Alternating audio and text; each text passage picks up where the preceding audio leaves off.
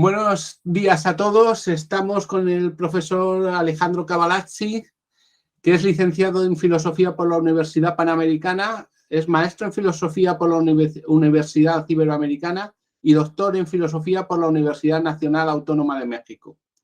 Actualmente realiza estudios en el doctorado de psicoanálisis en el Colegio de Psicoanálisis Lacaniano. Bueno, estamos aquí para hablar con él de temas referentes a un proyecto muy interesante que está en marcha ya desde hace tiempo, que es su canal Estamos Filosofando. En este canal se sigue la historia de la filosofía desde el principio, pero además se tratan de temas de actualidad candente y temas geopolíticos, y no queda más que saludar al profesor. ¿Qué tal? ¿Cómo está? Hola Javier, pues muchas gracias por tu invitación. Un saludo a los amigos de la Asociación de Estudios Humanísticos, al equipo del canal, a todos los suscriptores, los seguidores, y bueno, me honra mucho estar contigo el día de hoy. Bueno, profesor, ¿podría explicar a nuestros suscriptores en qué consiste el proyecto del canal Estamos Filosofando y cómo se complementa con su página web y las redes sociales? ¿Qué tal, Javier? Pues muchas gracias de nuevo. Y bueno, te platico un poco pues de qué se trata esta idea, ¿no? El canal ya tiene unos 5 años y la idea era presentar pues una guía introductoria, básica, de lo que es la historia de la filosofía para todas las personas que no tienen ningún conocimiento previo en filosofía.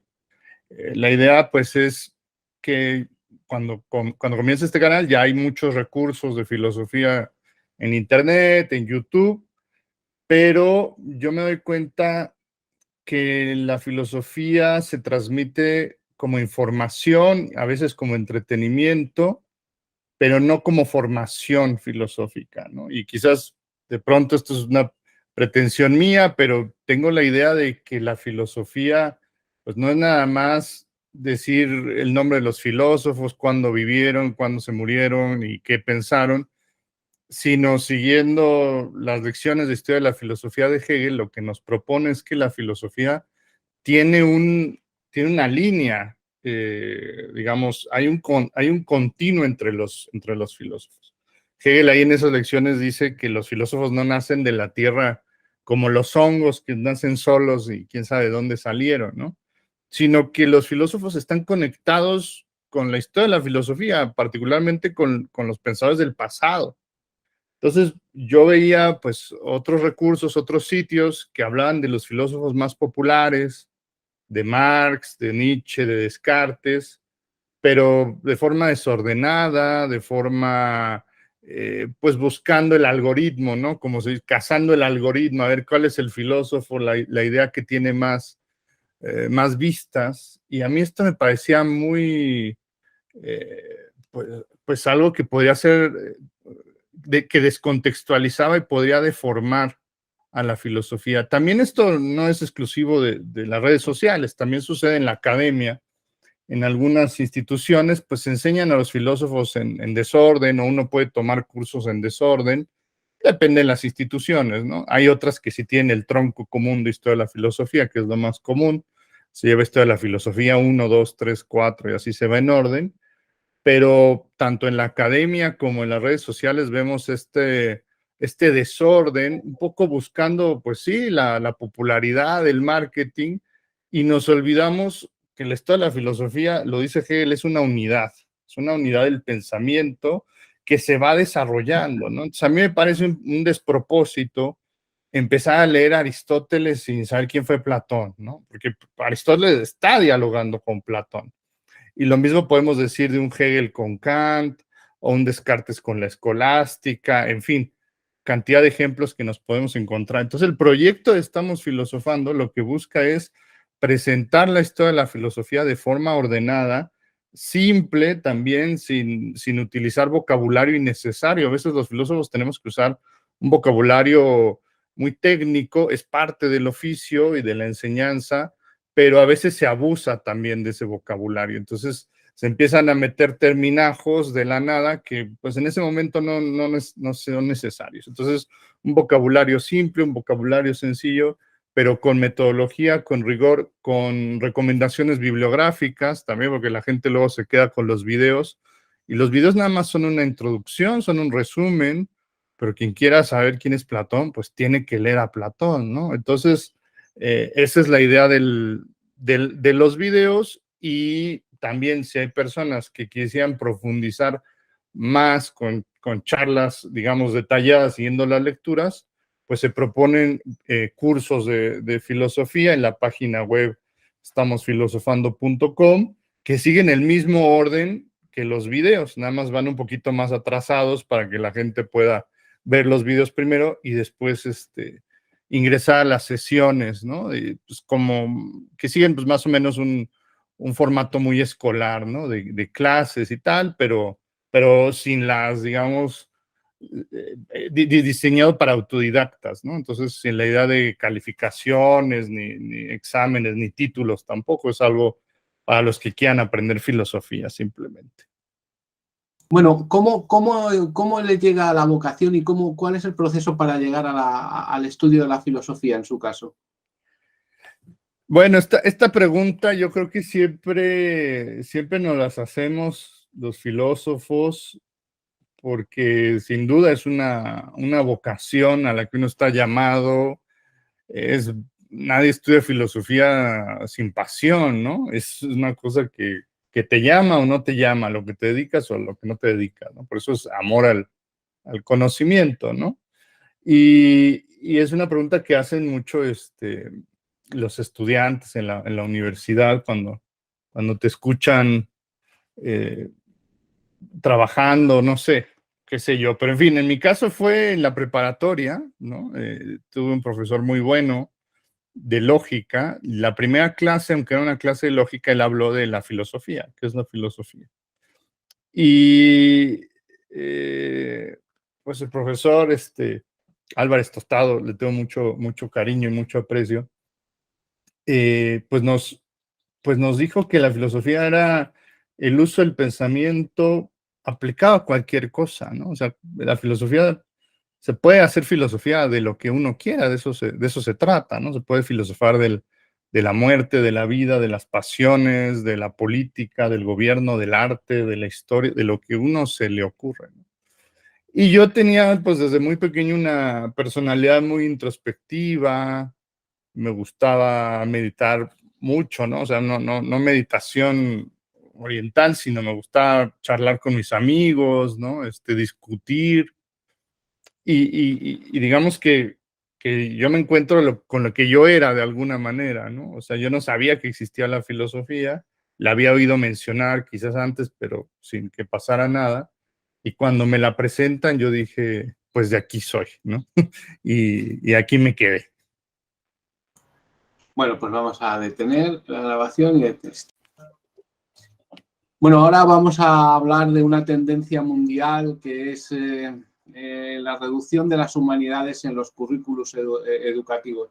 De alguna manera lo que le pido es hacer una pequeña apología de las humanidades ante esta situación. Claro, Javier. Bueno, yo primero discutiría, por ejemplo, si es una tendencia contemporánea o moderna, ¿no? Claro, vemos, por ejemplo, lo que sucede en España, que se están reduciendo las materias de filosofía y hay tentativas así en varios lugares del mundo, pero yo creo que es algo perenne, ¿no? O sea, las humanidades, quizás particularmente la filosofía, siempre han sido incómodas o tendrían que ser incómodas contra el poder y contra el status quo. Y pues por ahí hay una frase, ¿no? Ningún gobierno le va a otorgar a sus ciudadanos las herramientas para derrocarlo, ¿no? Básicamente. Y estamos en un momento de mucha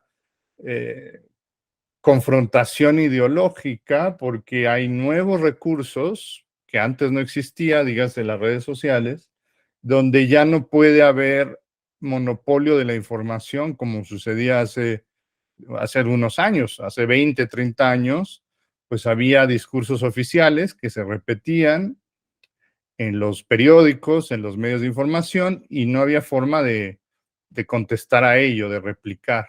Entonces, esto se va de las manos últimamente porque ya hay este acceso enorme a la información, a veces también con sus detrimentos, porque también surge desinformación, teorías de la conspiración, cosas de este estilo, pero también pues con movimientos y discursos que incomodan.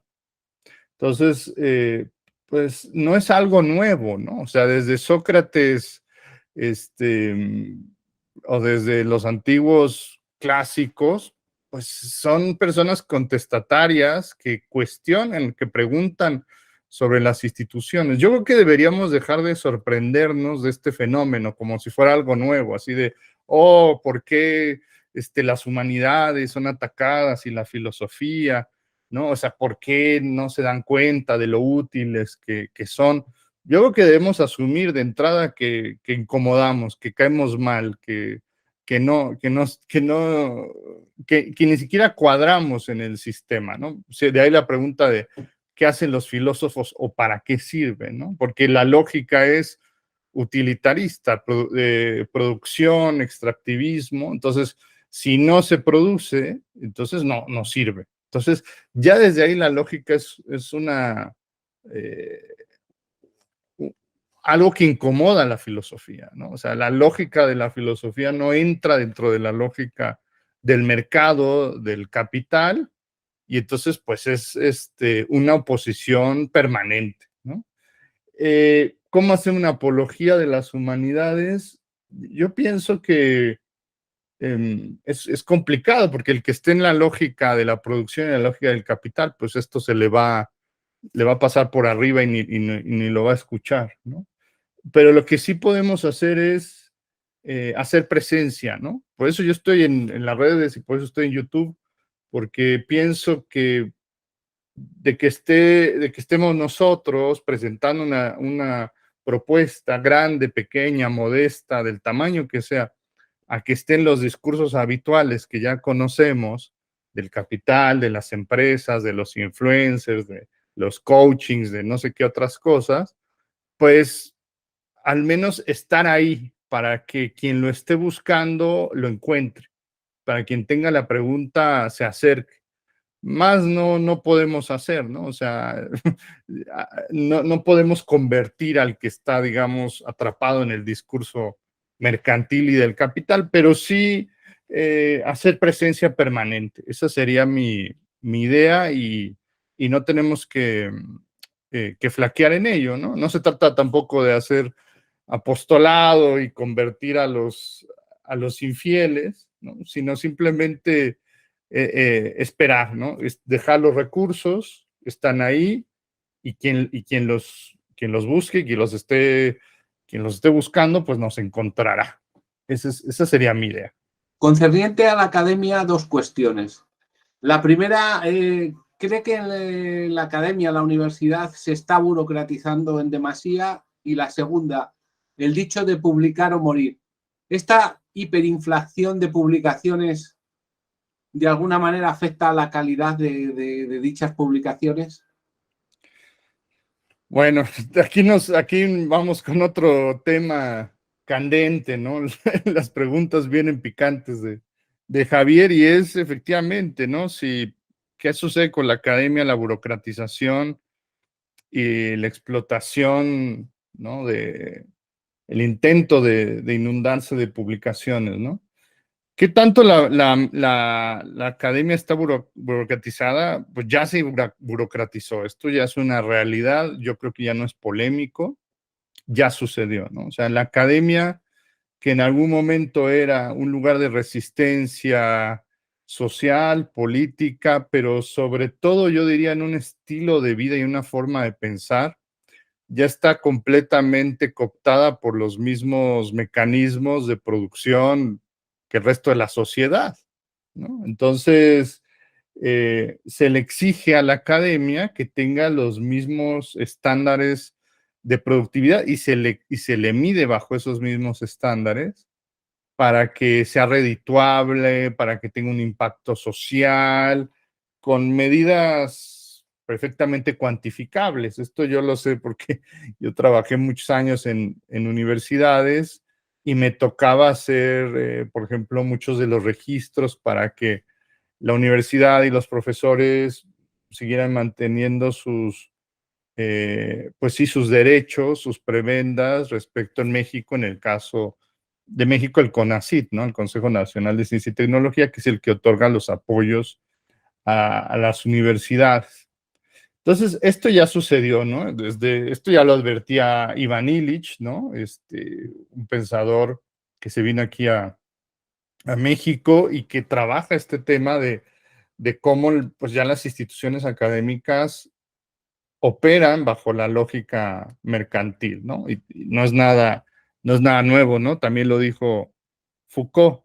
¿Y en qué medida afectará el publicar o morir a la academia o a la producción filosófica? Pues absolutamente, ¿no? O sea, se trata ahora de cuantificar, se trata ahora de producir, hay que entregar un cierto número de productos académicos cada año para que los profesores y las instituciones mantengan su nivel, el SNI que le llaman en México, y si no, pues se lo quita, ¿no? Entonces, pues viene el reciclaje académico, y además es una academia, es una producción literaria que sí tiene que tener estándares, qué sé yo, muy cuantificacionables, cuántas personas cita, si cita artículos recientes, y se habla mucho de esto, ¿no? O sea, si Kant hubiera querido publicar la crítica de la razón pura o Hegel, la fenomenología del espíritu, pues nadie lo hubiera publicado,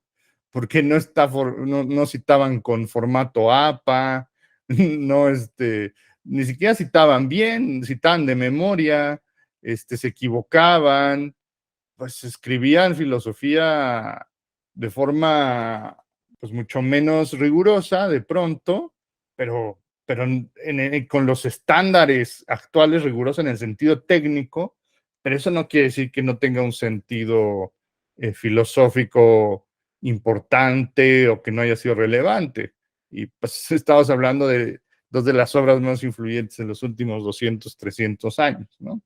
Entonces, digamos que estamos atrapados por una escolástica burocrática el día de hoy, ¿no? Donde la producción tiene que girar en torno a los estándares de productividad. Y además no olvidemos que muchos de estos estándares están copiados de las ciencias empíricas, ¿no? Entonces, las formas de citar, que sea relevante, que sea nuevo, que sea contemporáneo, pues tiene sentido en el aspecto técnico y científico, pero pues en la filosofía uno podría estar filosofando a partir de grandes clásicos. Por supuesto que hay que consultar lo que se ha dicho nuevamente, la bibliografía secundaria, pero pues no por eso todo tendría que girar en torno a eso, ¿no? Entonces, por ejemplo, géneros como el ensayo, pues ya no tienen la validez o el prestigio que tendría un artículo de revista académica, ya no hablemos de un tratado filosófico, ¿no? O sea, ¿quién va a escribir Ser y Tiempo o El Ser en la Nada en 2023, ¿no? Pues no hay manera dentro de la lógica académica, tendría que ser por fuera de eso, ¿no? Entonces, es muy complicado ese tema, digo, me puse muy técnico, pero la pregunta era muy técnica, entonces me disculpo con los suscriptores y las personas que nos están escuchando.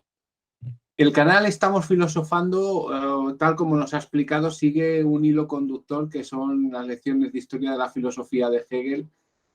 ¿Por qué Hegel? ¿Y qué significa este autor para usted? Bueno, Hegel, a mi modo de ver, yo pienso que es la bisagra de la historia de la filosofía, es como el eje donde, si nosotros colocamos la historia de la filosofía en una línea y queremos y queremos nivelarla, ¿no? Como un balancín, como un pivote, yo creo que Hegel sería esa clave donde podemos balancear los dos extremos de la filosofía antigua y medieval y la contemporánea y la moderna. ¿Por qué digo esto? Si nosotros nos vamos a las lecciones de historia de la filosofía, lo que hace Hegel es una lectura completa de todo lo que había pasado anteriormente, pero lo que distingue esa obra, que no se encuentra en ningún otro lugar, es una lectura holista, completa, cabal de la historia de la filosofía como de forma narrativa, cosa que no se encuentra en otro lugar. Las enciclopedias, las historias de la filosofía famosas, Abagnano, Reale, Hirschberger, las que sean, ¿no? Julián Marías, la que uno se le ocurre, pues son enciclopedias, eso, ¿no? Que buscan ofrecer datos, información accesible, rápida, bien hecha, pero no van a ser una lectura filosófica, porque ya implicaría un cierto grado de subjetividad y de interpretación. No es que estén mal, sino que pues, es como la Wikipedia, ¿no? Uno quiere la información rápida y ahí está. Y hay que consultar esas obras, hay que tener alguna de ellas, ¿no? A mí me gusta Reale, a mí me gusta Bagnano, ¿no? Pero pues, son muy buenas, ¿no? Hirschberger, etc.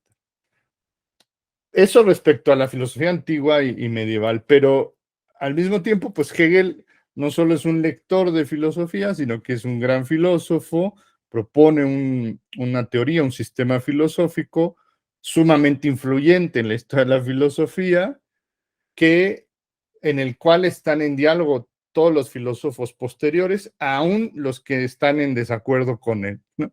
Por ejemplo, pues es bien sabido la tirria que le tiene la filosofía analítica a Hegel, ¿no? Por ejemplo, Bertrand Russell y de ahí al real los americanos ingleses y la gente que hace filosofía en inglés, pues no les gusta porque piensa que no tiene rigor, porque no es serio, porque no se puede reducir al lenguaje, ¿no? No se puede hacer una formalización como pretendía ese proyecto de la Escuela de Viena, por ejemplo, ¿no? Pero aún ellos están en diálogo con Hegel. ¿Por qué? Porque Bertrand Russell y la filosofía analítica nace como una reacción al idealismo británico. Entonces, incluso sus detractores más férreos son producto del trabajo que hizo Hegel como una reacción crítica, negativa o lo que sea.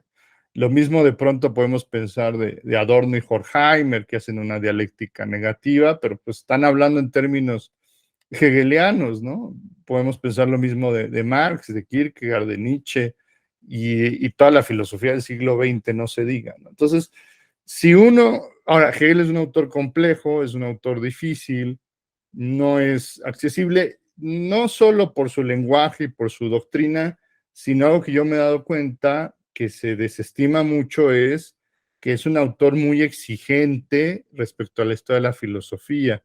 Es decir, exige mucho conocimiento de la filosofía para leer a Hegel, ¿no? O sea, Hegel es como correr la maratón, pero para correr la maratón uno ya tiene que haber entrenado la media maratón, el cuarto de milla y no sé qué tantas cosas. Entonces, por eso es tan complicado su lectura, porque Hegel te pide que sepas Kant, que sepas Schelling, que sepas Fichte, que sepas Descartes, que sepas Aristóteles, que sepas un poquito de Proclo, de Plotino, de los presocráticos, y ahí es donde la gente se pierde, ¿no? Y que está hablando en un lenguaje ya de la filosofía del idealismo alemán, está dialogando con Kant, con Fichte, con Schelling, y pues la gente quiere leer a Hegel, abre la fenomenología del espíritu y no sabe ni quién es Kant, pues perdidos completamente. Entonces, la idea es que es un gran hilo conductor, pero para Hegel hay que ganarse la lectura de Hegel, ¿no? Así como uno se gana el derecho de correr la maratón, hay que ganarse el derecho de leer a Hegel habiendo pasado por todos los antecedentes necesarios. Si no, pues es imposible, es como abrir un libro de cálculo sin leer álgebra, ¿no? Y también por eso mucha gente le tiene tirria, porque quiere acercarse a él, como uno podría agarrar a Nietzsche, ¿no? Que bueno, pues no es autor fácil, pero tampoco es que sea imposible, se lee en la preparatoria, y pues uno puede más o menos leer, así habló Zaratustra, y entender los puntos principales, ¿no? En la preparatoria, pero no así la fenomenología del espíritu, la ciencia de la lógica, no se diga, ¿no? Yo leí estos textos ya en los últimos años de la carrera y en el posgrado, ¿no? O sea, los leí en los primeros semestres, yo no entendía nada, ¿no? Entonces hay que ganarse ese derecho, pero si uno logra entender acercarse, familiarizarse con la obra de Hegel, es una clave, es como una llave que te abre muchos recursos porque te abre hacia el pasado, te abre a los antiguos, te abre a los medievales con una lectura novedosísima que hoy ni siquiera se discute mucho de cómo leía Hegel a los medievales y a los antiguos, y te abre a la gente que vino después, porque pues aunque Hegel no supo obviamente lo que pasó después de que él murió, todos los filósofos contemporáneos de alguna manera se relacionan con Hegel, ¿no? Es esa bestia que está esperando al final del camino cuando uno estudia filosofía, ¿no? No me acuerdo si era Derrida o Foucault el que hacía esta reflexión, ¿no? Un dragón que te está esperando al final. Entonces tú tendrás muchos recorridos filosóficos, pero al final llegarás a Hegel para amarlo o para odiarlo, pero independientemente de si uno está de acuerdo o no con la filosofía de Hegel, que esa tampoco es la idea de la filosofía no se trata de convertir adeptos, ¿no? De que se vuelvan hegelianos, sino de herramientas que te ayuden a entender la realidad social o algún concepto filosófico o lo que sea, ¿no? O sea, cuando uno estudia Aristóteles, pues uno no se va a volver esclavista del siglo IV como lo era él, porque él apoyaba la esclavitud, ¿no? Sino te ayuda a entender, por ejemplo, a pensar qué es la metafísica, ¿no? Qué es la ontología. Lo mismo Hegel, ¿no? No se trata, a mí no me interesa de que se vuelvan hegelianos las personas, pero es darte una herramienta, y no es una herramienta trivial, no es darte una llave de tuercas, ¿no? O sea, Hegel es un martillo neumático, o sea, puedes hacer muchas cosas con él si lo sabes usar, ¿no? Entonces, mi proyecto ha sido terco y paciente hasta el cansancio, porque aunque Hegel es, digamos, nuestra guía, pues casi no hay videos de Hegel sobre Hegel. Hay videos de Hegel hablando de otros filósofos, porque todavía no nos hemos ganado ese derecho, ni mis suscriptores ni yo, hasta que yo no haya expuesto toda la filosofía moderna, un Kant decente, un Fichte decente, un Schelling decente, y hasta que no tengamos todos los, digamos, los antecedentes necesarios, yo no puedo hacer un video de Hegel porque no lo van, ni lo voy a explicar bien, ni se va a entender bien, ¿no? Cosa que si nosotros hacemos el camino con paciencia, los años que nos tome, vamos a llegar y lo vamos a entender mucho mejor. Y creo que es algo que ha estado pasando, ¿no? O sea, ya ahorita el canal en este momento, quién sabe cuándo me estén viendo ustedes, pero ahorita estamos en febrero del 2023, estamos en Descartes, ¿no? Y ya los que llegaron a Descartes, con los antecedentes de la filosofía del Renacimiento, con los antecedentes de lo medieval, ya lo disfrutan y lo entienden más porque saben cuál es la importancia del cogito ergo sum. No solo se trata de explicar el cogito ergo sum, hay 20 videos del cogito ergo sum o 30 o 100 en YouTube. No es una idea tremendamente difícil, lo dice Hegel, es muy intuitivo el pensamiento cartesiano. De hecho, de eso se trata, que sea inmediato y evidente. Pero lo que no se expone muchas veces es por qué era necesario históricamente esa explicación cartesiana, a quién le estaba respondiendo. Y si no se habla de la filosofía medieval y cuál es el contexto del Renacimiento, pues no se va a entender eso. Lo mismo nos va a pasar con Hegel. Y ese es un poco el trabajo que desquicia a muchos de mis suscriptores. Yo ya quiero el video de Kant, yo ya quiero el video de Hegel, de Marx, de Nietzsche, de Sartre, que son pues, autores muy populares, muy taquilleros, pero tenemos que ganarnos este derecho, ¿no? O sea, la filosofía también es una disciplina del pensamiento, ¿no? Porque hay gente que se desboca cuando llega a la filosofía, ¿no? Y es como el niño que entra a la dulcería y se quiere meter todo a puños en la boca, ¿no? Entonces, quiero Sartre, Nietzsche, y Heidegger, y Kierkegaard, y ñam, ñam, ñam, ñam, y se atascan, y se empachan, y se enferman, y no entendieron nada, ¿no? O sea, hay que leer a los clásicos, hay que empezar. Hay gente que no ha leído la apología de Sócrates, no ha leído el poema de Parménides, no ha leído los fragmentos de los presocráticos y ya quiere leer Ser y Tiempo de Heidegger, ¿no? Pues mucha suerte, ¿no, amigo? Porque es como leer esto, cálculo sin saber el 1, 2, 3, ¿no? Entonces, creo que esta paciencia nos está redituando tanto a los suscriptores como al proyecto, porque ya se empiezan a ver esos frutos, ¿no? Pues no estamos teniendo el crecimiento exponencial y las vistas que tendrán otros canales que se entran derecho a los filósofos y temas taquilleros, pero ese no es mi objetivo, ¿no? O sea, mi objetivo es presentar una historia de la filosofía bien hecha, decente, coherente, que sea algo así como un Abagnano, como un Hirschberger, como un Reale, que está ahí a la disposición y ya el tiempo nos ayudará con todo lo que tenga que ver con lo administrativo y lo pecuniario, pero pues es que eso siempre ha sido secundario en la filosofía y también tiene que ser secundario en los canales de YouTube, ¿no? Perdón si estoy criticando a alguien, yo no digo nombres, pero señalo rumbos, pues no es importante, ¿no? O sea, lo importante es el oficio, lo importante es la filosofía y ya lo demás, vistas, éxitos y todo lo demás para un filósofo tiene que ser secundario, ¿no? Entonces, yo llevo 5 años, me tardé años en neoplatónicos, años en medievales, no son los autores más populares del universo, pero pues, son una parte esencial de la historia de la filosofía que no puedo omitir. Entonces, por eso es que apenas después de 5 años vamos llegando a Descartes, pero creo que los que han seguido el canal lo han apreciado. Y también otra cosa importante, ¿qué tipo de comunidad quiere formarse cada uno de los canales de filosofía? Si uno quiere vistas rápidas y gente que critica y que habla y que pone puras tonterías o provocaciones, pues uno hace ese tipo de videos, ¿no? Pero los que están en la comunidad Estamos Filosofando, pues ya saben que no van a ver mañana un debate con un influencer, que no me voy a pelear sobre las noticias más relevantes, que no voy a discutir la canción de moda, pues ya saben que va a haber un video de lo que toque de la historia de la filosofía o algún otro de los temas pues, que estamos trabajando que puedan convocar a la reflexión. Bueno, volviendo un poquito a Hegel y por hacer una broma, no diremos como Kierkegaard, que era un Johannes Climacus, ¿no? Que construía una escala paradisi. Kierkegaard no debió de leerse los textos de Hegel porque para el resto de los humanos no son una escala paradisi.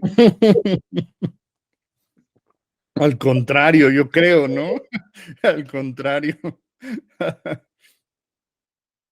Un poco se ha respondido anteriormente, pero quisiera que nos comentase que después de todos los años de funcionamiento, ¿cómo podría clasificar a los suscriptores o cómo podía hablar de los suscriptores del canal de Estamos Filosofando? Bueno, es una pregunta un poco difícil de contestar porque poco sabemos de los suscriptores, ¿no? Vemos los comentarios, YouTube brinda algunas estadísticas, algunas analíticas, y ahí más o menos uno ve edades y uno ve de qué países son, pero más no podemos decir, ¿no? Pues en edades es bastante repartido, hay jóvenes, pero de ahí o sea, sí hay una picada a personas mayores, pero no es demasiado. Y países, sobre todo Latinoamérica, es lo que más hay, ¿no? También por un tema de población, ¿no? Hay mucha gente de México, a lo mejor por el acento les gusta más escucharme a mí que gente de otros países, no lo sé, pero también está el tema de la población, ¿no? De México es un país de 130 millones de habitantes y el mayor número de habla hispana, ¿no? Entonces, ese es otro factor. Pero lo que sí podría yo saber es a partir de las personas que ingresan a los cursos. Y ahí yo me he dado una idea más o menos de qué tipo de personas ven los videos. Yo diría que hay tres tipos de personas principales, ¿no? Están los jóvenes, gente de 18, 22, 25 años, que están estudiando su carrera profesional. Algunos están considerando estudiar filosofía o ya la están estudiando o quieren complementar. Después están los profesionistas, gente que ya trabaja, pero que la filosofía les podría ayudar en su ámbito. muchos psicólogos, abogados, algunos ingenieros, curiosamente también, y en el último, pero no menos importante, están los jubilados, ¿no? Personas que ya no trabajan, pero tienen esta idea de yo siempre quise estudiar filosofía, pero nunca tuve el tiempo. El canal, efectivamente, es un canal de divulgación, eso no se puede negar, pero tampoco, pero hay maneras de hacer divulgación, ¿no? Una cosa es presentar los contenidos de forma atractiva y seria, pero otra cosa es hacer infotainment, como se llama, ¿no? Entretenimiento con información. A mí eso es algo que, pues, tendrá su público, ¿no? Que hay gente que mete chistes, mete memes, hace personajes, lo cual está bien para quien lo esté buscando, pero a mí en lo particular, el tipo de contenido que yo consumo en YouTube es el que me brinda la información rápido y clara, ¿no? Y rápido no quiere decir en 3 minutos, sino que es ágil, ¿no? Porque pueden ser videos largos, pero no se demora en narraciones secundarias o cosas de ese estilo, ¿no? Y ese es el tipo de contenido que yo busco presentar. Si es una divulgación, de acuerdo, pero es una divulgación que pretende hacer formación. Esa es mi aspiración, ¿no? O sea, que con los minutos que la gente se pase viendo los videos, alcance a percibir qué significa una formación filosófica, cómo se leen los textos, o al menos qué textos se pueden leer de filosofía, ¿no? ¿Cuáles son los puntos claves, las ideas básicas? Y ya quien así lo desee puede continuar conmigo en los cursos.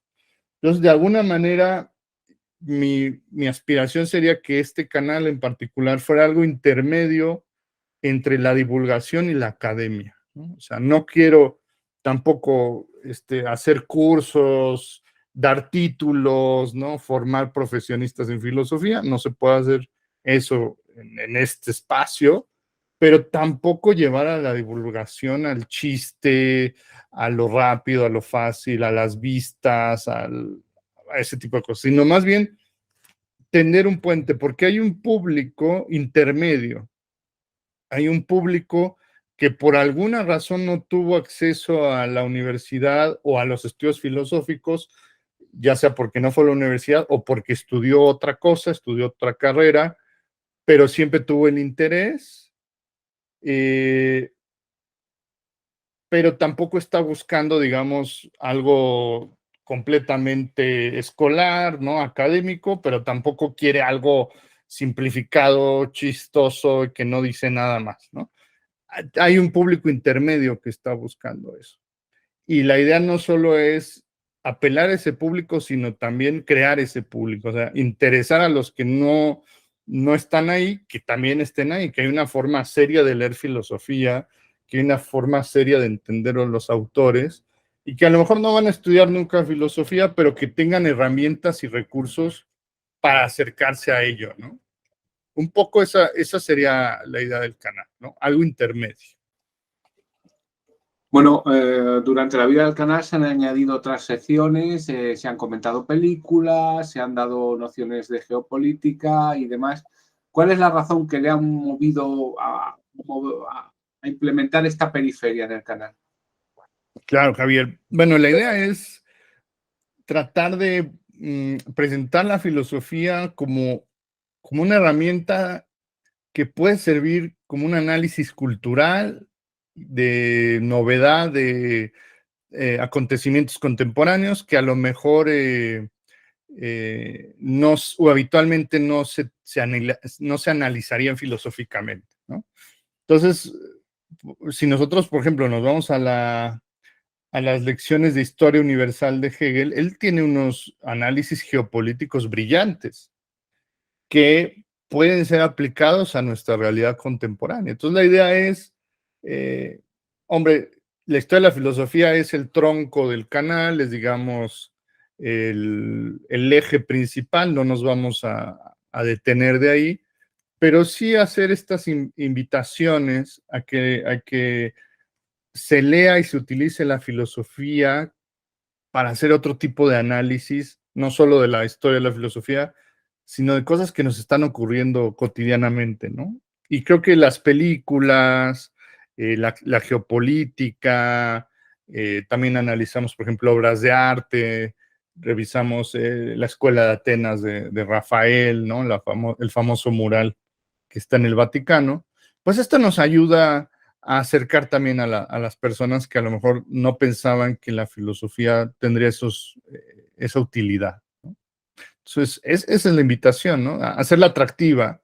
Es evidente que para ofrecer un contenido de la calidad que ofrece el canal hay que hacer un esfuerzo de elaboración bastante importante y es evidente de que esos esfuerzos tienen que tener de alguna manera una estrategia de retribución. El canal ha optado por el patronazgo y además el tema de los cursos en la web y un poco de merchandising. ¿Cómo va, ¿Cuál es el balance que hace de todas estas iniciativas hasta el momento? Claro, Javier. Bueno, la idea es, bueno, mi idea no de hacer este tipo de invitaciones o de, pues sí, de presentar estas oportunidades es simplemente un complemento de lo que ya se trabaja en el canal, ¿no? Hay personas que quieren profundizar más en su conocimiento, entonces de ahí la idea de ofrecer los cursos, ¿no? En el canal también hemos hablado de una línea del tiempo, es un póster que presenta la historia de la filosofía con los nombres y fechas de todos los autores más famosos, ¿no? Más conocidos. De hecho, Además, maravilloso. Sí, aquí, sí, sí. aquí está, mira, lo tengo aquí al ladito. No Sí, sé si sí. se ve. Pero bueno, Es sí, algo increíble, además, que ha debido de costar de elaborar, ¿eh? sí, me costó 2 años hacerlo, digo, no todos los días, pero unos días le hacía un poquito, otros días le hacía más.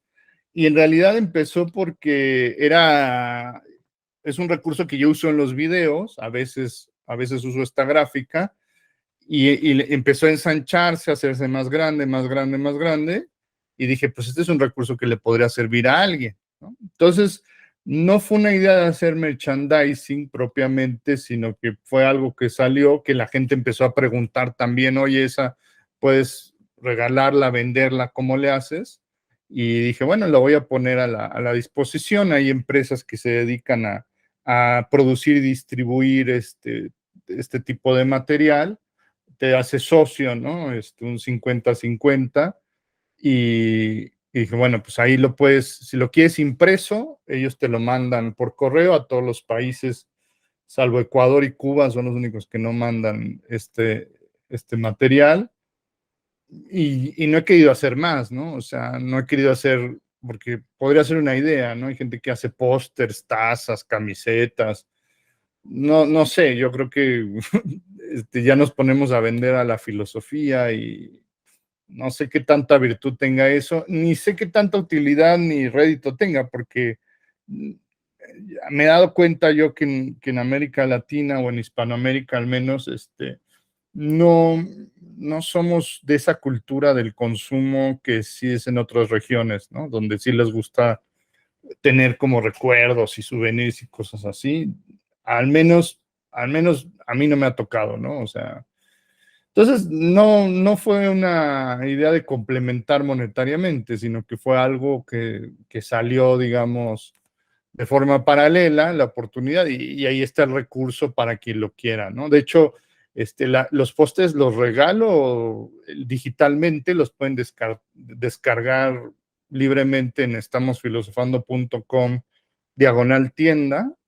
Se puede descargar gratuitamente y tenerlo en tu computadora, o si lo quieres impreso, lo puedes pedir y te lo manda esta empresa de producción, ¿no?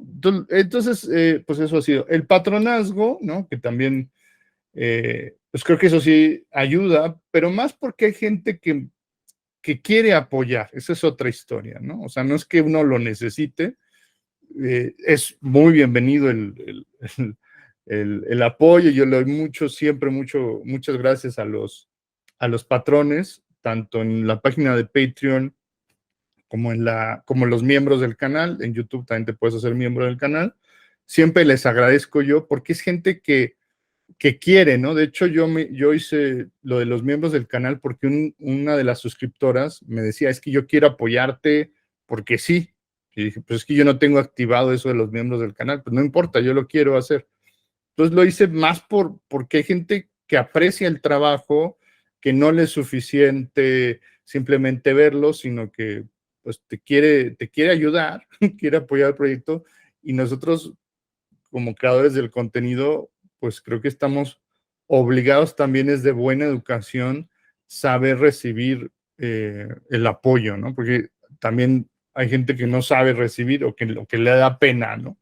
Y no pasa nada. Si alguien te quiere apoyar, lo agradeces.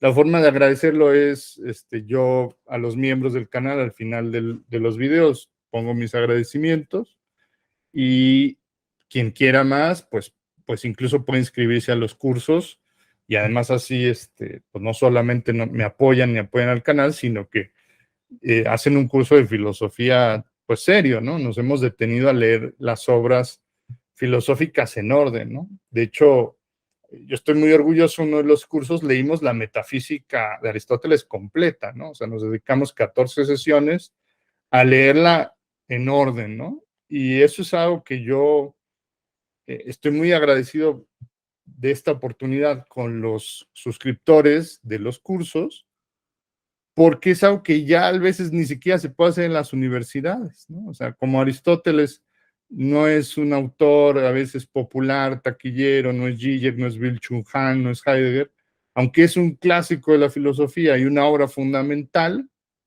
en muchas universidades ya no se está leyendo. Increíble, ¿no? La metafísica de Aristóteles, no estamos diciendo un tratado perdido allá, ¿no?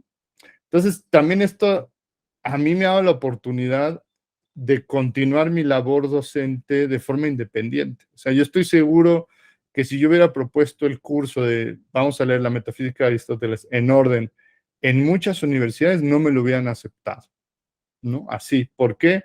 Pues porque no está dentro de los programas de estudio, porque no es atractivo al curso, a los intereses de la universidad, a los intereses de los alumnos, no es un tema de moda, ¿no? A pesar de la importancia que tiene. Entonces, digamos, estas cosas que podrían parecer periféricas, como los cursos, pues a veces se tornan como algo esencial en la vida de este canal, ¿no? Se complementan muy bien para quien lo quiera hacer, ¿no?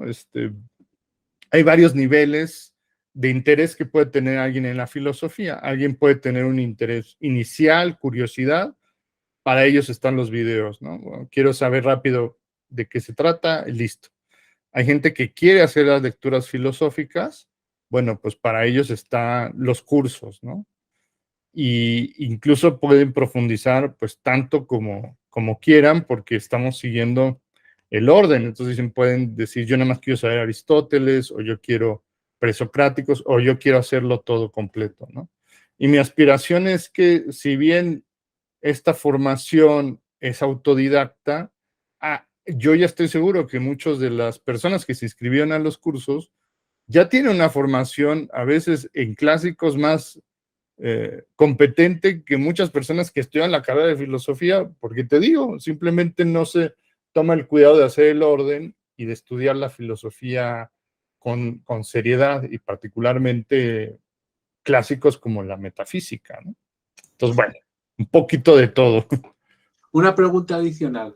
Los cursos, una vez realizados, digamos presencialmente, quedan grabados y se puede acceder a ellos, ¿no? Con posterioridad. Sí, claro, esa también es parte de las ventajas que tenemos ahora. A mí me encantaría dar todos los cursos de la historia de la filosofía en simultáneo, pero no se puede, nada más soy un profesor. Pero digamos, la manera de multiplicarme es que los cursos se quedan grabados. Entonces, yo di el curso de presocráticos hace 2, 3 años, pero quien quiera puede hoy mismo inscribirse al curso de presocráticos y llevarlo simplemente en grabaciones. No me verán a mí, de pronto, pues no tiene la ventaja de tener un directo, un en vivo, pero me pueden escribir sus preguntas por correo, Y además pasa algo muy curioso, que usualmente las personas suelen tener las mismas preguntas, a veces se repiten mucho, ¿no? Entonces, a veces yo les escribo a las personas que están haciendo el curso en grabación, oye, ¿tienes alguna pregunta? Y me dicen, no, es que esta pregunta ya la hizo este asistente que estuvo tal día y esta pregunta la hizo el otro asistente. Entonces, es raro que alguien, digamos, o que no se mencione lo que estaba preguntando, lo que quiere saber la persona, aunque no lo pregunte algún asistente, ¿no? O sea, se cubre bastante bien. Si llega a haber casos, y bueno, en esos casos me escriben y yo por correo les contesto. Entonces, pueden hacer todos los cursos, todos están grabados. Ya hubo curso de presocráticos, hubo un curso de Sócrates y Platón, la metafísica de Aristóteles la leímos completa, la ética de Aristóteles la leímos completa y todos los textos adicionales de Aristóteles.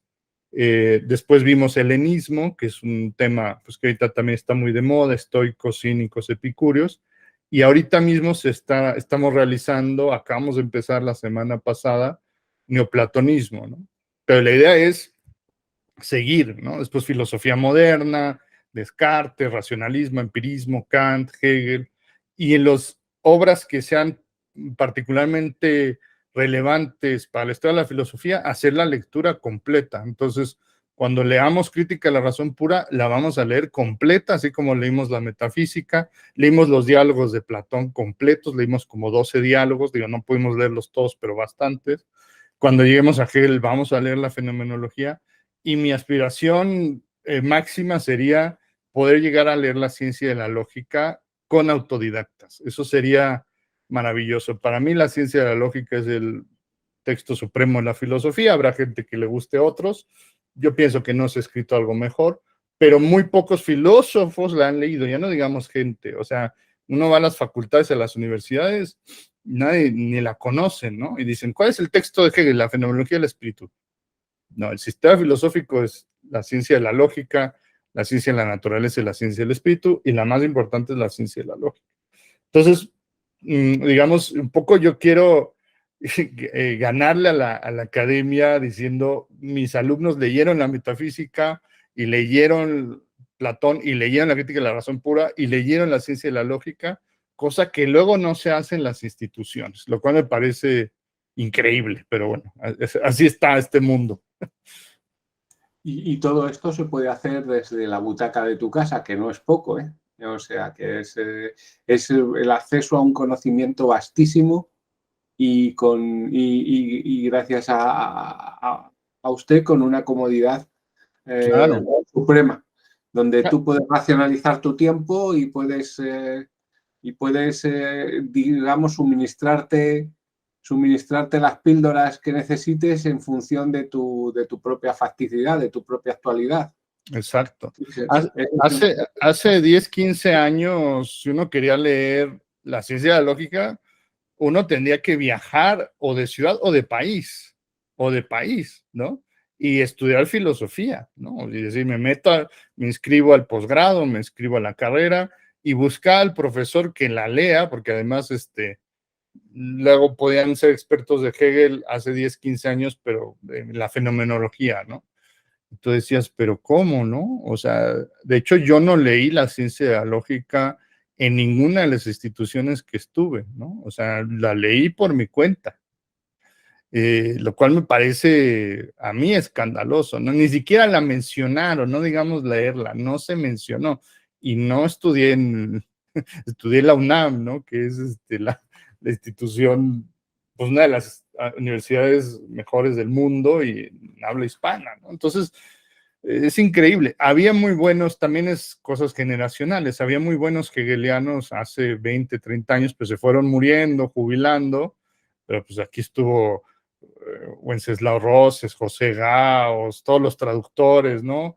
Guerra, Palencia, pero esa generación murió y ya no había quien leyera Hegel.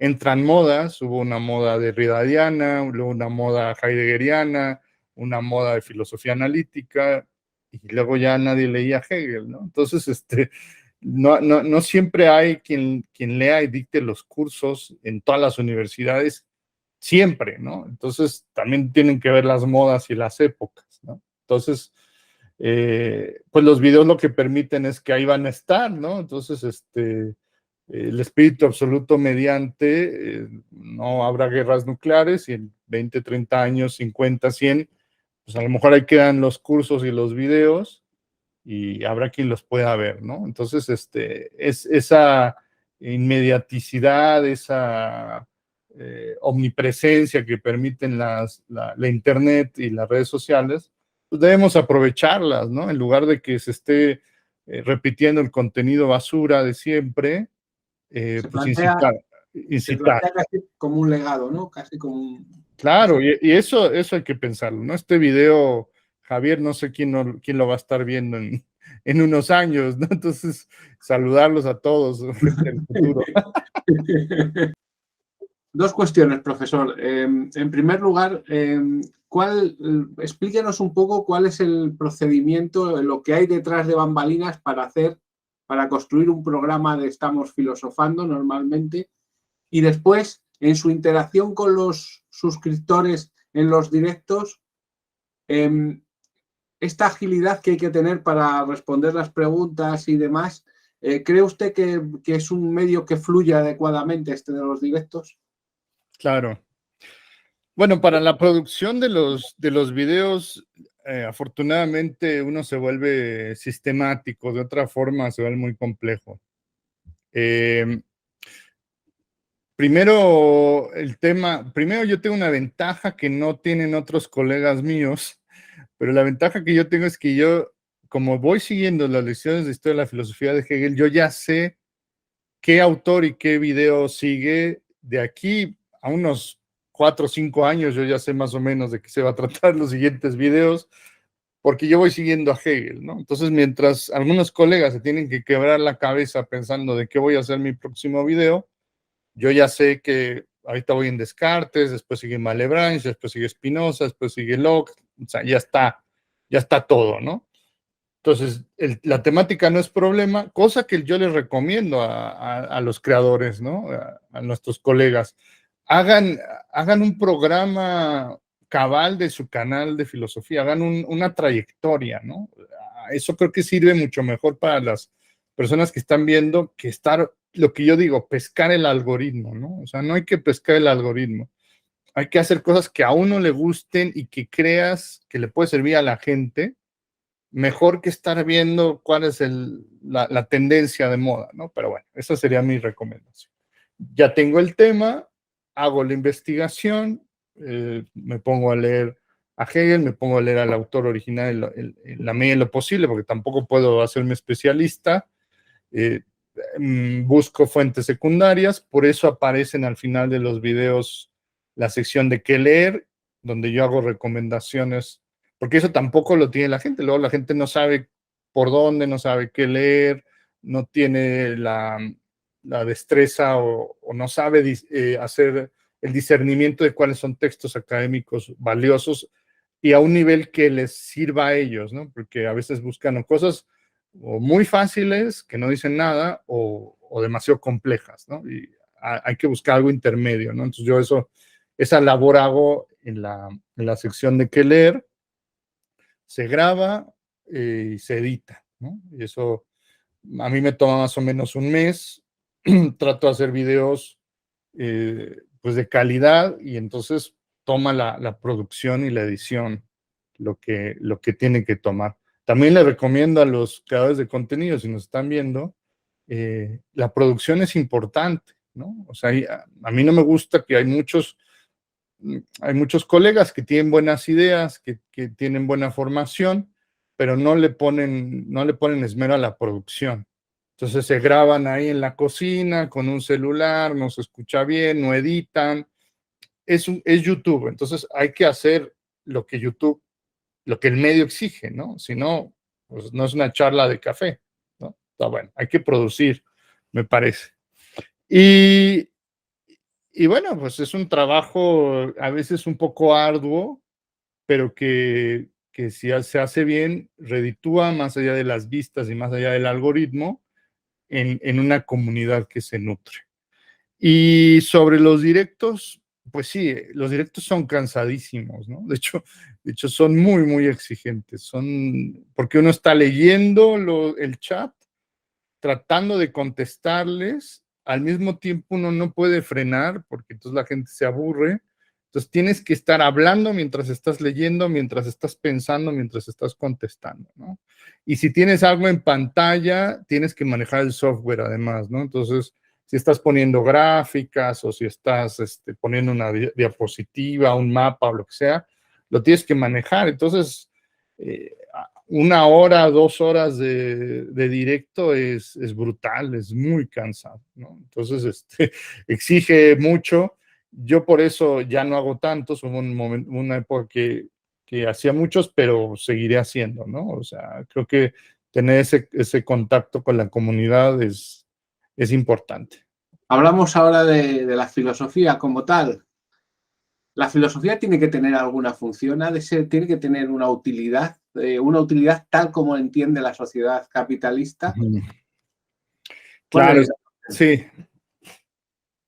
Sí, Sí, Javier, bueno, este es un tema clásico, ¿no? Hay gente que busca hacer atractiva la filosofía como tratando de hacer apología de la filosofía, diciendo, mira, es que te puede servir para el pensamiento crítico, te da cultura general, te va a ayudar a tu vida, a lo mejor te hace más feliz. Y sí, sin duda la filosofía trae, digamos, beneficios secundarios, digámoslo así, ¿no? O sea, sin duda la filosofía te ayudará en muchos de estos aspectos, pero yo sí soy de la idea muy clásica de que la filosofía se tiene que defender como un saber inútil y que no debemos de echarnos para atrás, ¿no? Porque hay gente que se compromete y dice, no, es que si yo quiero que la gente lea filosofía y vea mis videos, tengo que decirles que les va a ayudar mucho. No, yo creo que la verdadera filosofía es amor por el conocimiento de forma pura, ¿no? Lo mismo como sucede en el arte, ¿no? Ars gratia artis, ¿no? Se decía el famoso lema, o sea, el arte por la gracia del arte, la filosofía se hace filosofía porque uno quiere saber y porque uno quiere conocer. Ahora, se desestima las cosas inútiles pensando pues que si no me da ningún propósito, pues para qué las hago. Pero yo defendería que las mejores cosas en la vida tienen que ser inútiles. Entonces, cuando me hacen esta pregunta luego en algún sitio, ¿no? Sobre todo gente que no es filósofa, yo les digo, mire, si usted está casado, yo le pregunto, ¿usted para qué se casó? ¿Usted para qué se casó? Primero le está quitando una cantidad de dinero impresionante, le está quitando tiempo, es una serie de peleas, es una serie de conflictos, es muy inútil casarse, es contraproductivo, es contraproducente, tener hijos no se diga, ¿no? O sea, es una locura, ¿para qué sirve tener hijos, no? Es de locos tener hijos, ¿no? O sea, ¿cuánto cuesta mantener a un niño desde la crianza hasta que se va a la universidad? Son millones de pesos o dólares o euros o lo que sea, ¿no? Porque las mejores cosas en la vida no son útiles. Las cosas que hacemos por diversión no son útiles, ¿no? O sea, yo cuando me divierto no estoy trabajando. Yo o veo una película, o leo un libro, o me voy a comer con mis amigos, o me voy al jardín, o lo que sea que hagan, un deporte, lo que sea. La filosofía es eso, tiene que ser un gozo, tiene que ser un placer inútil. Y es un placer inútil que te da por segunda instancia cosas útiles, como el que hace ejercicio, el que juega fútbol. El que juega fútbol por diversión, tiene su equipo con sus amigos los domingos, lo que sea, juega porque le divierte.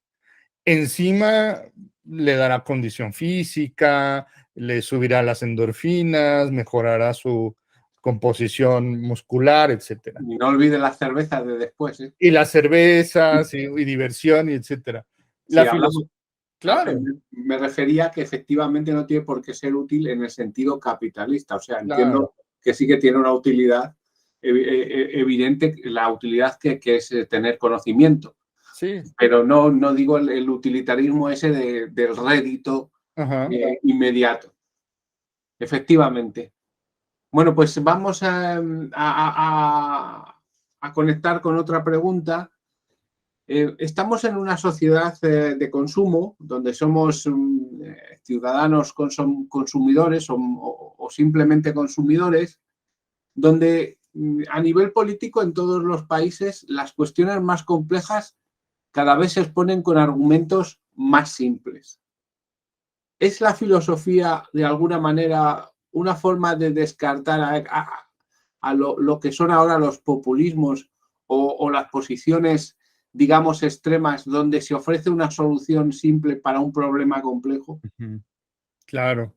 Sí, bueno, esto también es algo de toda la vida, ¿no? O sea, los filósofos clásicos tenían pleito casado con los grandes populistas, ¿no? Pericles, por ejemplo, ¿no? Era amigo, sí era amigo de Anaxágoras, ¿no? Pero, los, pero siempre ha habido una relación compleja entre la filosofía y el poder, porque el poder también sucedió con Platón, el tirano de Siracusa, Dionisio, lo fue a buscar precisamente para tratar de inspirarse en su conocimiento, en sus ideas, y al final lo acabó detestando.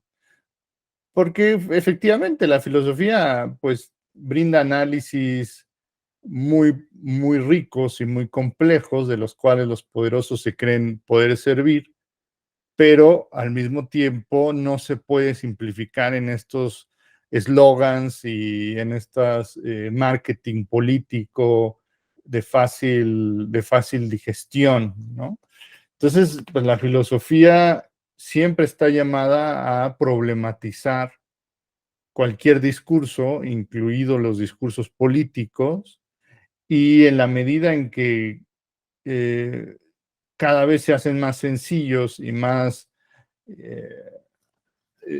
y más chatos y más cómodos, pues más estamos llamados los filósofos a combatirlo, ¿no? Y tratar de dar herramientas políticas de argumentación y de estructuración lógica para que las personas tengan mejores herramientas para elegir a sus gobernantes, ¿no? Eso es lo que podemos hacer, ¿no? Simplemente presentar las herramientas y ya cada uno se servirá, pero sí, efectivamente, digamos, la, la comodidad que brindan las respuestas fáciles de las ideologías, llámense políticas, religiosas, culturales, económicas, eh, pues siempre pretenden dar soluciones, salidas, salvaciones, mientras la filosofía busca dar problemas y preguntas, ¿no? Por eso pues sí conviene el discurso filosófico, pero no siempre será del agrado de todos. Pongamos un caso práctico. Un joven y una persona mayor se nos acercan, se acercan a usted, profesor, y le dicen, bueno, ¿y qué razones tengo yo, podría tener yo para conocer la filosofía?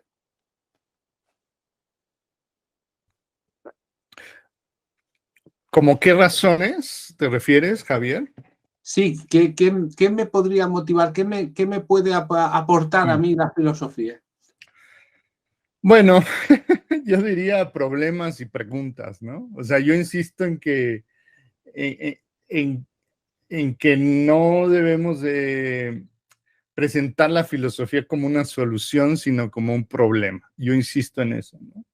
Porque sí, hay mucha gente que quiere vender la filosofía, ¿no? Decir, mira, te va a servir, esto va a cambiar tu vida, esto va a hacer que seas mejor persona. Yo más bien me iría por el otro lado. Yo a la gente le diría, mira, esto te va a traer problemas con tu familia, esto no te va a ayudar en nada, esto te va a traer una cantidad de problemas enormes, pero si tú continúas, si tú eres, digamos, perseverante, vas a tener un pensamiento crítico que te ayudará a ser más auténtico en la vida, ¿no? Y hay gente que está buscando eso, ¿no? O sea, que no quiere hacerse la vida fácil, sino se quiere hacer la vida difícil, ¿no? O sea, somos lo opuesto a los coach, a los manuales de superación personal que te dicen, lea mi libro en 10 minutos, usted va a ser feliz y cambie su vida, ¿no? Aquí lo que decimos es lo contrario, ¿no? O sea, lea mi libro, sea infeliz, cuestione toda su existencia y tenga más preguntas, ¿no? Y hay gente que está abierta a eso porque ya ha recorrido las respuestas habituales y ya sabe que no traen nada, ¿no? Eh, Aquí más bien lo opuesto, ¿no? O sea, aquí no le vamos a facilitar nada, vamos a problematizar. Y en la medida en que usted problematice y se pregunte y se cuestione, sí, seguramente será mejor persona, pero eso no será, no es nuestro, tampoco somos pedagogos, no somos moralizadores, ¿no? No queremos salvar a nadie. Buscamos sí una autenticidad, ¿no? O sea, buscamos coherencia entre el decir y el hacer y que las personas busquen la verdad. Es que la verdad no es fácil, no es cómoda, no es sencilla, es complicada. No necesariamente estamos hablando de una verdad absoluta sobre el cosmos y Dios y el universo, estamos hablando de una verdad personal, como la que Kierkegaard buscaba, ¿no? Y esa verdad personal solo se encuentra a través del cuestionamiento, ¿no? Lo mismo buscaba Sócrates, lo mismo hace un poco el psicoanálisis, ¿no? Es hacer preguntas que no son cómodas, que no son fáciles, pero que nos pueden llevar a una vida más auténtica y tomar decisiones más coherentes. Yo no sé si eso va a ser atractivo para alguien o lo saca corriendo, ¿no? Pero esa sería mi respuesta. Bueno, ahora, después de esto, hablemos un poco más. Si nosotros preguntamos por la calle sobre Sócrates, Platón, Aristóteles, San Agustín, Santo Tomás y demás, normalmente la gente dice que los conoce y nos puede dar a lo mejor quizá algún rasgo, ¿no? De Sócrates, solo sé que no sé nada, Platón, el mundo de las ideas, el mito de la caverna. Y la gente en general lo que tiene sobre estos grandes filósofos es conocimiento o una especie de cliché cultural extendido. Uh-huh. Sí, la pregunta es si lo que tienes conocimiento o solamente tienen una imagen superficial o un cliché sobre estos filósofos. En general, las personas, ni siquiera una aproximación mínima. Claro. ¿Cómo es su experiencia? Bueno, ya de entrada que alguien pueda decir en la calle quién es Sócrates o Platón, ya es ganancia, ¿no? O sea, ya algo se puede hacer ahí, ¿no? Ya hubo un interés al menos, ¿no? Ya eso es algo, ¿no? Y se empieza por el cliché, ¿no? Incluso cuando somos estudiantes de filosofía, empezamos por ahí, ¿no? Tenemos que repetir digamos, las sentencias clásicas, ¿no? Yo solo sé que no sé nada, ¿no? Que nunca aparecen los diálogos de Platón, ¿no? Esa frase así tal cual nunca aparece, ¿no? Es una atribución posterior. Después, pienso, luego existo, Descartes, y así los grandes clichés, Dios no existe, Nietzsche, ¿no? Cosas así.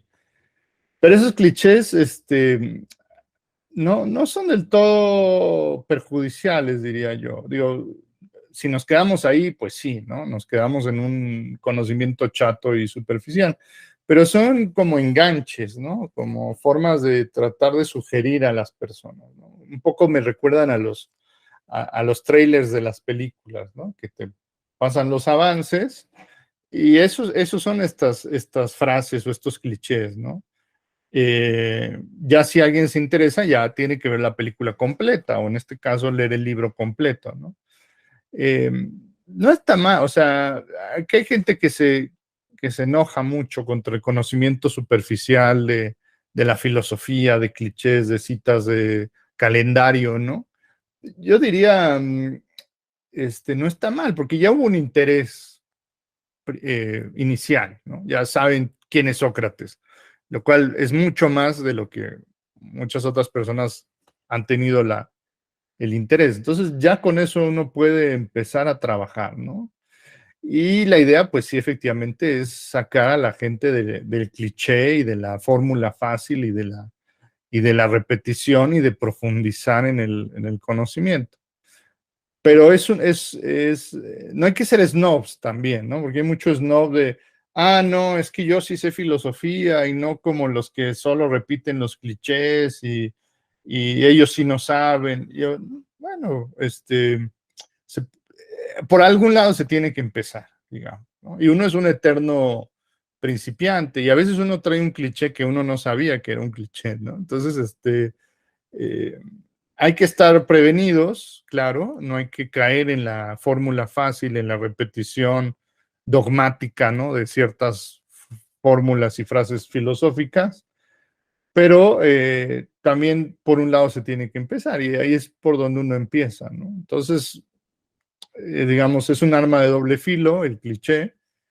Es inevitable, de alguna manera. O sea, el cliché se tiene que pasar por el cliché, porque después alguien lo va a mencionar, ¿no? Entonces, no hay manera de no decir yo solo sé que no sé nada, ¿no? Entonces, por ejemplo, en los videos yo tengo que decir los clichés, tengo que exponerlos, pero después desarmarlos, decir, bueno, Sócrates dijo yo solo sé que no sé nada, pero ¿qué quiere decir esta frase? No aparecen los diálogos, y ya uno puede elaborar a partir de ahí. Es una buena punta de flecha, pero no quedarnos ahí, por supuesto, ¿no? Hay que leer los textos filosóficos, ese es, digamos, ni siquiera los videos, ¿no? O sea, también yo estaría muy feliz que mucha gente viera mis videos, pues sí, pero no es la filosofía tampoco mis videos, ¿no?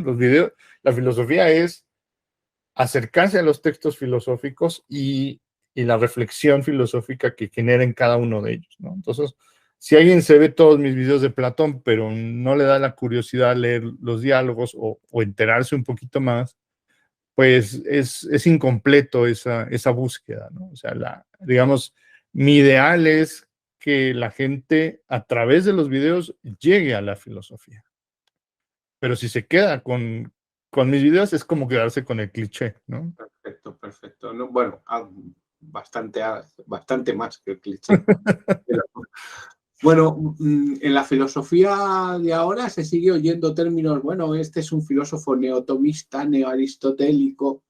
Esto significa que la influencia de estos grandes pensadores permea toda la filosofía hasta la actualidad. Y una segunda cuestión, también sería impensable que tuviésemos por autodidactismo o cualquier otra cosa un filósofo ex nihilo, o sea, un filósofo que no partiese de nada, porque tampoco podría juzgar la realidad. ¿Es cierto que estos grandes filósofos siguen permeando la realidad? No, no hay duda, no hay duda, ¿no? O sea, incluso para quien nunca haya estudiado filosofía en toda su vida y no sepa nada, nuestras instituciones, nuestro vocabulario, nuestra cultura general está permeada por la filosofía, ¿no? O sea, hablamos de un mundo interior y un mundo exterior, ¿no? Del sujeto y del objeto, así uno hable con el carnicero de la esquina, porque estamos en el mundo moderno y existe esa distinción. Entonces, no hay manera de que no. O sea, la filosofía permea a toda la sociedad, a todas las instituciones, y así la gente no lo sepa, ¿no? Lo cual es muy interesante porque luego cuando la gente empieza a estudiar filosofía se empieza a dar cuenta de que muchas de sus creencias y convicciones tienen un pasado filosófico, ¿no? Si uno es cristiano, no se diga, ¿no? Está Platón y está toda la Edad Media ahí metida. Si uno se volvió ateo, bueno, alguna influencia tendrá de Nietzsche. Si uno se volvió orientalista, pues algo de Schopenhauer y los filósofos orientales habrá, ¿no? Entonces, es imposible que no, ¿no? O sea, la filosofía permea de forma necesaria a la sociedad. Por eso dice Hegel que la filosofía es una de las tres manifestaciones del espíritu absoluto junto con el arte y la religión y que forman a la historia universal.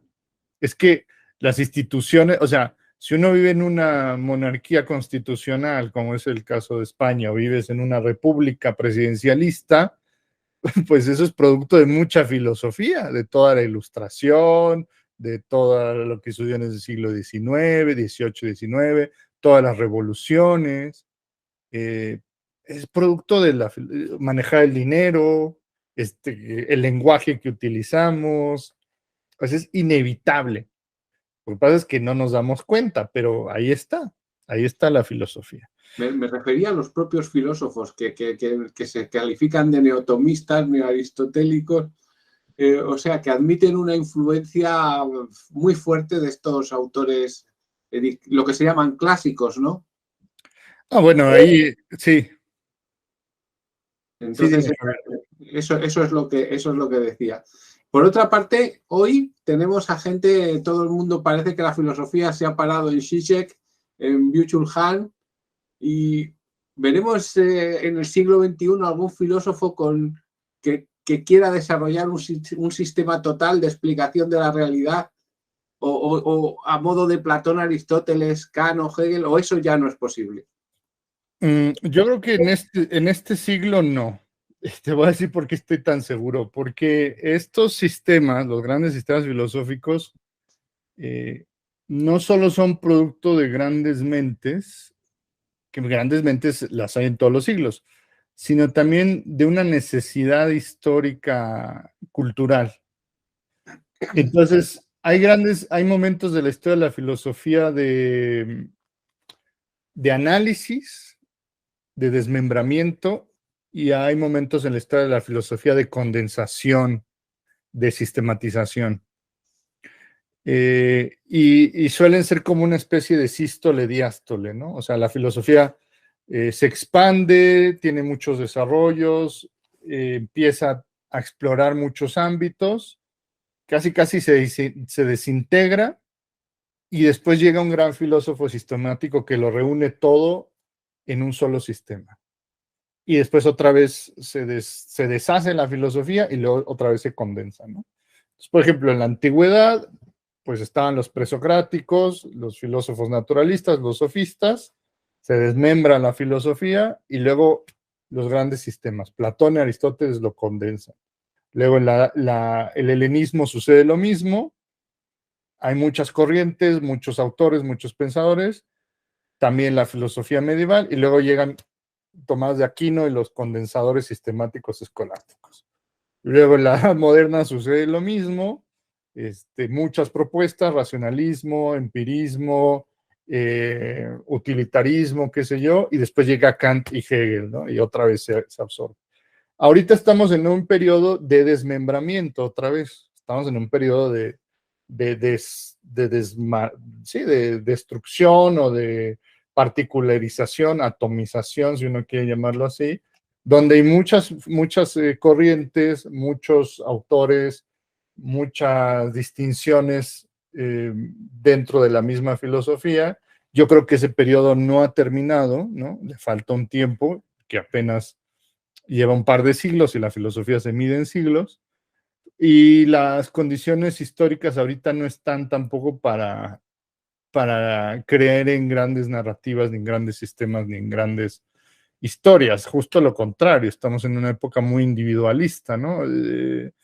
Es muy parecido al helenismo lo que estamos viviendo. Por eso hay tanta afinidad popular ahorita de gente que le gusta el estoicismo, el epicureísmo, precisamente porque estamos en un momento particular. Entonces, en estas etapas de la historia no suele haber grandes sistemas, ¿no? Tienen que pasar algunos siglos y mucha historia para que eso vuelva a ocurrir.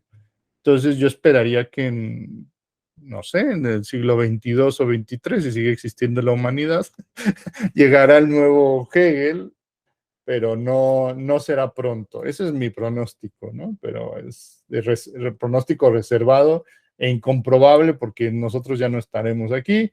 Los que nos estén viendo en 2, 3 siglos ya nos dirán. Bueno, en todo caso, lo que sí querría apuntar son dos cosas, ¿no? La primera es que quizá la complejidad de la sociedad también pueda impedir un poco eso. Y la segunda, un argumento, digamos, al contrario, ¿no? Pensaba ahora en Nozick diciendo que todo esto de construir sistemas filosóficos se parecía como hacer algo un poco forzado y a trasmano para obtener una foto una foto que cuadrase en un momento determinado, pero que después de la foto todo se volvía a descabalar y demás. Me Claro. parece que construir un sistema, de momento no ha habido ningún sistema que lo haya explicado todo y debe de haber esperanza en que alguien lo explique todo, o eso es como una especie de utopía. Pues también yo creo que sería, no sé si sería deseable, fuera de que, suceda o no suceda, porque lo dice Hegel, la historia de la filosofía es la búsqueda del progreso del conocimiento, y en el momento en el que algo se explique todo, pues deja de haber pensamiento. Porque el pensamiento es una actividad, si recordamos a Aristóteles, ¿no? Es algo que se está haciendo y se está realizando, y en esa medida se sigue realizando, ¿no? Por eso lo ejemplificaba Aristóteles como un acto perfecto, es decir, se genera contenido mientras se está generando, ¿no? Se está haciendo pensamiento mientras se piensa. Entonces, si hubiera un sistema acabado, una verdad absoluta, dejamos de pensar en ese momento, ¿no? Se acaba la actividad humana. Esto es evidente. Iba más por otro sitio. Es más, quizá la pregunta era si realmente, después de revisar la historia de la filosofía, tiene sentido acometer la tarea de hacer una explicación global o integradora de todo. Ya. Bueno, ok, de acuerdo. Sí, yo pienso que sí. Yo pienso que sí, si no sé si sería buen hegeliano si dijera que no, ¿no? Porque, pero ahora, de nuevo, creo que el ejemplo que ponías era muy bueno, ¿no? Como una especie de foto de captura de un momento, de un instante, de cómo es el pensamiento en ese momento, y que después evidentemente va a mutar y va a cambiar. Es necesario que acudamos a narraciones o sea, no todo, tenemos que contarnos las cosas de alguna manera, no todo puede ser particularidad y subjetivismo, ¿no? O sea, por supuesto que la narración global nunca va a ser completa, nunca va a ser acabada, nunca va a ser final, pero tenemos que decirnos las cosas de una manera, ¿no? Cuando nosotros, no sé, vamos a un viaje, ¿no? Estamos muchos años, muchos meses o años, no sé, en un lugar nuevo, suceden muchas cosas inconexas, ¿no? Entonces, un día llegó una persona, después me fui a comer a un lugar, después fui a la playa, pero después estaba triste, después me reencontré con un amigo, después nos peleó. Y digamos que después queremos hacer una narración de ese pasaje de años o de meses, tenemos que hacer una selección arbitraria para contarle a un amigo, un familiar, cómo la pasamos, ¿no? Y no va a ser completa y no va a ser acabada, quizás ni siquiera sea verdadera, porque tenemos falsos recuerdos, cosas de ese estilo, pero de alguna manera tenemos que contarnos a nosotros mismos y a los demás la historia, ¿no? Entonces yo creo que esas narraciones ya están, sí, por supuesto, muy advertidas, cosas que Hegel no sabía, ¿no? Pero lo que dirá Lyotard o lo que dice la posmodernidad, bueno, son metanarraciones, son cosas que a lo mejor no podemos clausurar o no podemos cercenar la realidad en una simple historia, en una simple narración, pero tampoco tirarlo a la basura, que luego es lo que hace la posmodernidad. Entonces tenemos las metanarraciones tampoco. Tenemos que vivir con una narración, o sea, tenemos que convivir con una forma de decirnos las cosas, aunque no sean verdad. O incluso a veces es mejor que no sean verdad, ¿no? Muy interesante. Es- Hablaba hace poco con un neurólogo que me expresaba una cuestión que me dio mucho que pensar, ¿no? Me dice, yo no estoy seguro si el cerebro humano es capaz de entender el hombre. Mm, No estoy seguro de que esté diseñado mecánicamente, por decirlo así, para poder comprender al hombre. claro.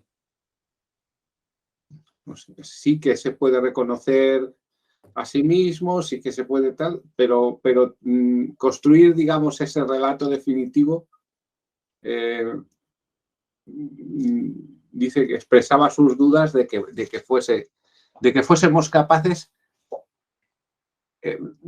mecánicamente, digamos, con el medio que tenemos a Claro, nuestra disposición. claro. Sí, y de acuerdo, ¿no? Entonces, Sí.